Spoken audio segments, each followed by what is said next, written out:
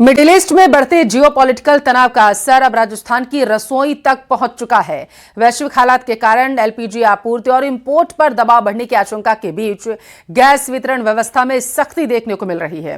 देखिए, जयपुर, अजमेर, भीलवाड़ा, करौली, कई जगहों पर उपभोक्ताओं में हलचल देखने को मिल रही है। दरअसल भारत अपनी घरेलू जरूरत का एक बड़ा हिस्सा एलपीजी के रूप में आयात करता है और इसका बड़ा स्रोत मिडिल ईस्ट के देश हैं। ऐसे में क्षेत्र में बढ़ते तनाव और सप्लाई चेन पर असर की आशंका के चलते गैस कंपनियां वितरण को संतुलित रखने की कोशिश कर रही हैं। हालांकि अभी तक सरकार या तेल कंपनियों की ओर से इस नियम को लेकर कोई औपचारिक व्यापक घोषणा नहीं की गई, लेकिन कई गैस एजेंसियों ने 25 दिन के अंतराल के नियम को लागू करते हुए उपभोक्ताओं को उसी हिसाब से बुकिंग करने की सलाह दी है। ऐसे में इसका असर अब देखने को भी मिल रहा।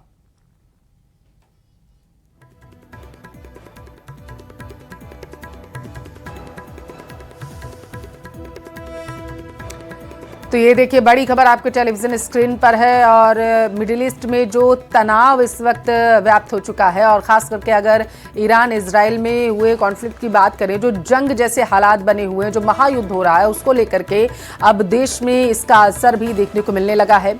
हालांकि राहत भरी खबर यह है कि सरकार की तरफ से अभी तक इस पर कोई पुष्टि नहीं की गई है। ज्यादा जानकारी लेंगे संवाददाता जयपुर से लाइव हमारे साथ आसिफ जुड़ चुके हैं। आसिफ, ईरान इजराइल के बीच में जो जंग छिड़ी हुई है उसका असर अब भारत में भी देखने को मिल रहा है और खास करके अब रसोई गैस सिलेंडर पर इसका असर देखने को मिल रहा है। अब कहां मौजूद है, जरा बताइएगा, हालात जयपुर के क्या हैं? देखिए, आपने बिल्कुल ठीक कहा था कि ईरान और इजराइल का जो ये संकट है, ये भारत की रसोइयों पर नजर आने लगा है। हजारों किलोमीटर, लाखों किलोमीटर दूर का ये असर अब जो है हमारे रसोई घरों तक पहुंच चुका है। मैं इस समय एक बहुत ही पुराने और मशहूर ढाबे पे खड़ा हूं। इसका नाम है गणेश भोजनालय। एक पुराना ढाबा है ये, और जिस जगह पे ये ढाबा स्थित है, आम लोग यहाँ पर बड़ी तादाद के अंदर खाना खाने पहुंचते हैं। और अब इसकी जो है सुबह हुई है, शुरुआत हो गई है, खाना बनाने की शुरुआत हो गई है। सारे गैस वगैरह जो है, बर्तन वगैरह सब चेक किए जा रहे हैं, क्योंकि थोड़ी देर बाद के अंदर ग्राहक जो है वो आने लग जाएंगे। जब हम यहाँ पर पहुंचे तो हमें पता चला कि हमारे पीछे जो कमर्शियल सिलेंडर्स ये रखे हैं, और आप ये मेरे पीछे देख सकते हैं, ये कमर्शियल सिलेंडर है और ये आखिरी खेप है इनकी। यानी आज जो है ये पूरा जो ढाबा है ये चल पाएगा, और आज के बाद में ये ढाबा जो है बंद, मतलब जब तक दोबारा गैस की सप्लाई नहीं होगी तब तक के लिए बंद होगा।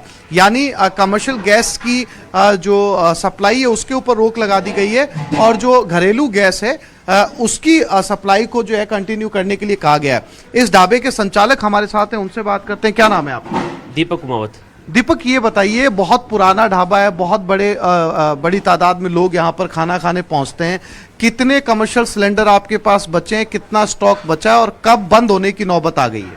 सर, हमारे पास आज का स्टॉक बचा है, कल का कोई पता नहीं है, और ये आज लास्ट स्टॉक है हमारे पास। आपने बुकिंग करवाई अगली खेप की, तो कितने दिनों का आपको पता चला, कितने दिनों बाद मिलेगा? हमें तो सर 2-3 दिन पहले पता चला है। एजेंसी वालों ने बताया कि सिलेंडर आगे से बंद हो गया, प्लांट बंद हो गया है, तो अब व्यवस्था नहीं बैठ पा रही। तो दीपक, आप क्या वैकल्पिक व्यवस्था करेंगे, क्योंकि आपके पास आज का स्टॉक है, उसके बाद में आपको जो है वो ढाबा कैसे चलाएंगे आप?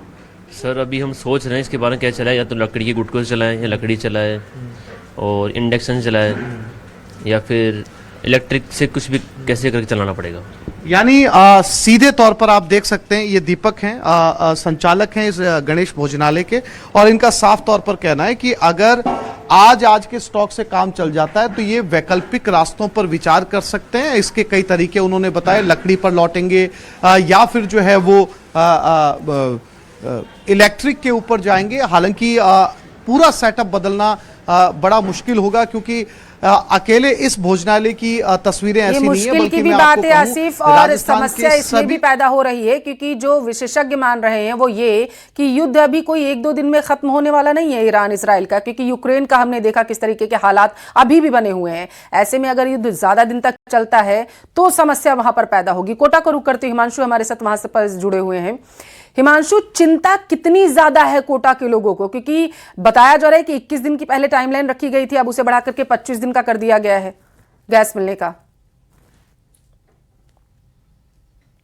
देखिए, घरेलू गैस सिलेंडर को लेकर के जिस तरह का क्राइसिस है वो तो अपनी जगह है ही, लेकिन चूंकि कोटा कोचिंग हब है, देश के कोने कोने से कोचिंग स्टूडेंट कोटा में आते हैं। और सबसे बड़ी बात ये है कि कोटा में हॉस्टल्स के अंदर जब वो रुकते हैं तो हर हॉस्टल के अंदर मैस का संचालन होता है, और लगभग लगभग हर मैस के अंदर एक सिलेंडर की खपत, कॉमर्शियल सिलेंडर की खपत हर दिन होती है। और फिलहाल जिस तरह से पेट्रोलियम कंपनी के निर्देश के बाद में जो कॉमर्शियल सिलेंडर की बुकिंग बंद की गई है, सप्लाई बंद की गई है, तो कह सकते हैं कि हजारों की तादाद में कॉमर्शियल सिलेंडर की सप्लाई कोटा के अंदर की जाती है।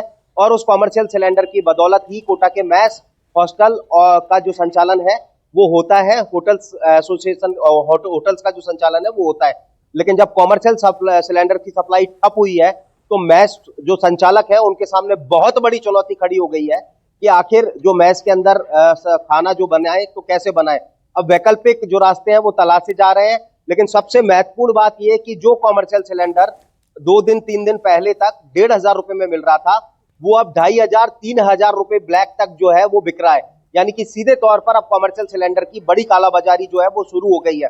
और इसकी दूसरी कालाबाजारी जो घरेलू सिलेंडर है, जो आम उपभोक्ताओं तक पहुंचाना है, उसकी भी जो बड़े पैमाने पर जो कालाबाजारी है वो शुरू हो गई है। घरेलू गैस सिलेंडर भी 1,500 से 2,000 रुपए तक जो बाजार में बिक रहा है। तो यानी कि अब जो दौर है सिलेंडर के क्राइसिस के बीच, कालाबाजारी का शुरू हो गया है। और सीधे तौर पर कोटा का बहुत बड़ा कारोबार है मैस कारोबार, और महंगाई, अब इसका मतलब आप कह रहे हैं कि एक तरीके से बढ़ने वाली है। मैं आऊंगी आपके पास, दर्शकों को जरा सा जानकारी ये भी दे दें कि कोचिंग सिटी कोटा में गैस सिलेंडर संकट बड़े पैमाने पर दरअसल हुए।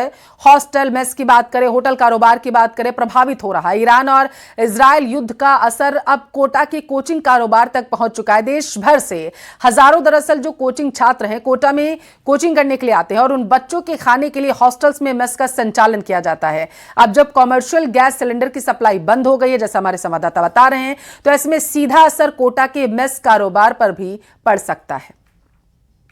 ईरान इजराइल युद्ध का असर कोचिंग सिटी कोटा तक, चूंकि कोटा कोचिंग हब है, देश के कोने कोने से कोचिंग स्टूडेंट कोटा में तैयारी करने के लिए आते हैं, कोचिंग करने के लिए आते हैं। और ऐसे में लगभग लगभग 5,000 हॉस्टल्स हैं, जहां हर हॉस्टल के अंदर कोचिंग स्टूडेंट्स के लिए मैस का संचालन होता है। और इन मैस में बड़े पैमाने पर डिमांड होती है कॉमर्शियल गैस सिलेंडर की। और अब जब गैस सिलेंडर पेट्रोलियम कंपनी के आदेश अनुसार gas cylinder, commercial gas cylinders की जो बुकिंग है वो बंद कर दी गई है, उनकी सप्लाई बंद कर दी गई है, तो इस बड़े कारोबार पर आन पड़ा है संकट कि आखिरकार कैसे इन मैस का संचालन होगा, कैसे ये रसोइयां चलेंगी। फिलहाल आप देख सकते हैं कि ये एक मैस की तस्वीर है जहां पर आप कॉमर्शियल सिलेंडर से खाना पकता हुआ देख रहे हैं। ये स्टॉक था जो लगभग लगभग अब खत्म होने के कगार पर है, और अब जब ये खत्म होगा तो ये तमाम जो मैस संचालक हैं वो इस बात को लेकर चिंता में डूबे हैं कितना ज्यादा दिक्कत आ रही है आप लोगों को, क्योंकि बड़े पैमाने पर आप मैस का संचालन करते हैं और सैकड़ों बच्चों को हर रोज आप लोगों को खाना खिलाना होता है। तो अब सप्लाई जब ब्रेक हुई है तो कैसे आप लोग मैनेज कर रहे हैं?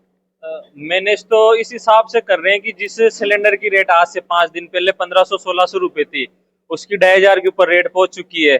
और मार्केट में अगर ये स्थिति रही तो इसकी रेट 3,000 भी पहुंच सकती है, 3,500 भी पहुंच सकती है। और ये एक ऐसी चीज है कि इसके बिना खाना नहीं बन सकता।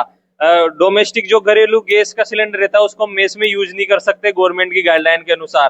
तो ये सिलेंडर अगर हमें 2,500 में भी मिलेगा या 3,500 में मिलेगा तो हमें लेना पड़ रहा है। और सप्लाई बंद होने के कारण हमें या तो पड़ोसी हॉस्टल से मैनेज करना पड़ रहा है, या दिन में एक अवेलेबल हो पा रही तो उससे ले रहे हैं, या 2 दिन में एक आ रही तो उससे ले रहे हैं, या कहीं से लिंकलाइजेशन फोन लगा कर मिल रही है तो वहां से हम रात के 9 बजे भी अगर कहीं से फोन आ जाता है कि एक सिलेंडर बच रहा है तो हम रात को 9 बजे। ऐसे हालात तो आपकी गणित बिगाड़ देंगे, आपको घाटे में पहुंचा देंगे। नॉर्मल सी बात है कि वो एक सिलेंडर पे अगर 1,000 से 1,500 रुपए रेट अगर बढ़ती है जो हमारे बजट से आउट ऑफ। डिमांड कितनी है, जितना ओवरऑल आप मैच चलाते हैं, कितना हर दिन कितने की डिमांड होती है? भाई हर दिन अगर मिनिमम जैसे अगर 50 बच्चों का एवरेज अपन एक हॉस्टल में खाना बन रहा है तो एक कॉमर्शियल सिलेंडर एक दिन में खत्म हो जाता है। लगभग लगभग 3 से 4 सिलेंडर की हर रोज डिमांड होती है। दूसरा विकल्प है आप लोगों के पास में कि भाई वो तंदूर वगैरह या वो निकाल रहे हैं आप लोग? हम कोशिश कर रहे हैं कि तंदूर लगा रहे हैं। हम कोशिश कर रहे हैं कि एक ऐसी बत्ती बनाए जिसमें अपन लकड़ियाँ वकड़ियाँ लेके उसे आग जला के हम रोटी बना सके, सब्जी बना सके, क्योंकि ये तो क्या बहुत महंगा पड़ रहा है हमारे। हिमांशु मित्तल, न्यूज़ 18 कोटा। हुए हैं उनका रुख करेंगे। उसके बाद आसिफ मैं आपके पास आऊंगी। अशोक, बेहद ही हालात अब हाथ से निकलते हुए नजर आ रहे हैं। पहले देखिए जिस तरीके से वैश्विक स्तर पर युद्ध की स्थिति बनी हुई थी अलग अलग देशों में, उसका असर जो है आम नागरिक को पता ही नहीं चल रहा था कि कितना होने वाला है। लेकिन जब धरातल पर खबरें निकलकर सामने आ रही हैं कि पेट्रोल महंगा होगा, डीजल महंगा होगा, गैस सिलेंडर महंगा होगा, तब टेंशन आई है इन लोगों को। जी बिल्कुल, ये वैश्विक स्थिति का जो मामला था उसके बाद अब जो है ग्राउंड जीरो पर भी यह पर स्थिति जो है वो खराब होने लगी है। और अब जो है क्योंकि पहले तो घरेलू सिलेंडर जो है उसको महंगा किया गया, 60 रुपये उसको महंगा किया, और अब जो है कॉमर्शियल सिलेंडर को जो बुकिंग है उसको लेना बंद कर दिया गया है, जिसके कारण जो अव्यवस्थाएं हैं वो लगातार चल रही है। जो है लोगों को जानकारी नहीं है और कई जो लोग हैं वो जो पुराने अपने खाली सिलेंडर है उनको भराने के लिए भी पहुंच रहे हैं। हालांकि अभी सुबह का समय है, 10 बजे कई एजेंसियां वो खुलती है और लोग जो है सुबह सुबह पहुंचते हैं। इंतजार जो है यहाँ पर कुछ लोग कर रहे हैं, कुछ लोग कि भाई यहाँ पर जो है बुकिंग दी जाए और बुकिंग के बाद उनको जो है गैस के सिलेंडर मिले। ये स्थिति अगर कल की बात करें तो दोपहर होते होते यहाँ पर जो है लंबी लाइनें लग जाती है। लाइनों में काफी समस्या जो है वो उत्पन्न होती है। सिलेंडर हालांकि यहाँ पर ट्रक भरा हुआ है, अभी तक जो है ये जो अलग अलग डिस्ट्रीब्यूशन है वो यहाँ पर जो है इन टेम्पो के माध्यम से दिया जाता है। लेकिन फिलहाल अभी तक इस तरह की कोई जानकारी नहीं मिल पा रही कि डिस्ट्रीब्यूशन दिया जा रहा है या नहीं दिया जा रहा। लोग यहाँ बैठे हैं, उनसे बातचीत करते हैं, किस तरह की समस्या आ रही है। गैस सिलेंडर मिल रही है टाइम पर? हाँ मिल रही है साहब, ये सिलेंडर तो मिल रही है, जब आए जब मिल जाती है। आए नहीं कोई अभी तक? अभी तक तो नहीं आए हैं। अंदर बैठे हैं आपके? और अभी एक आदमी बैठे हैं अंदर, बस। देने वाले नहीं आए अभी तक? अभी वो जो बुकिंग करते हैं वो नहीं आए अभी। जी, तो आप ये बता रहे हैं कि देने वाले नहीं आए हैं, कुछ लोग हैं अंदर, उनसे बातचीत करते हैं। क्या इस तरह की स्थिति हो रही है, कोई समस्या है या नहीं है? क्या मतलब ऐसा लग रहा है कि गैस सिलेंडर की कमी है या लोग परेशान हो रहे हैं, खामखाम लेने आ रहे हैं? परेशान तो लोग हो रहे हैं, लेकिन आगे से भी सप्लाई लेट आ रही है। लेट आ रही है? अभी भी सिलेंडर का ट्रक बाहर खड़ा है? नहीं, अभी तो वो आएगा। अभी गाड़ी प्लांट से गाड़ी निकली नहीं है, अब आएगी। तो क्या मतलब स्थिति क्यों ऐसी बन रही है कि ऐसा लग रहा है कि गैस सिलेंडर की कमी है या आगे से कमी है? आगे से कमी है और यही वजह है कि अब राजस्थान में हालात जो हैं वो हाथ से निकलते हुए नजर आ रहे हैं। बहुत शुक्रिया आसिफ और अशोक तमाम जानकारी साझा करने के लिए। खबरों में आगे बढ़ेंगे। रिलायंस जो है अमेरिका में नई तेल रिफाइनरी देखिए बनाने जा रहा है। ये बड़ा अपडेट निकल कर सामने आया है। टेक्सास में तेल रिफाइनरी लगाने जा रहे हैं। ट्रंप ने ये बयान दिया है। रिलायंस की मदद से ट्रंप ने कहा है कि यहां पर रिफाइनरी जो है लगाई जाएगी। ये इस वक्त देखिए सबसे बड़ा अपडेट है, सबसे बड़ी खबर इसलिए है क्योंकि पूरे ही देश में लगभग इस तरीके के हालात बने हुए हैं कि लोग परेशान हैं कि अब जिस तरीके से कच्चा तेल जो है वो उसका आयात निर्यात नहीं हो पा रहा है। ऐसे में समस्याएं कहीं बढ़ ना जाएं। और अब जो है डोनाल्ड ट्रंप की तरफ से ये बयान सामने आया। उन्होंने कहा कि रिलायंस की मदद से रिफाइनरी लगाई जाएगी। 50 सालों में पहली नई अमेरिकी तेल रिफाइनरी होने जा रही है। निवेश के लिए रिलायंस का डोनाल्ड ट्रंप ने धन्यवाद दिया है।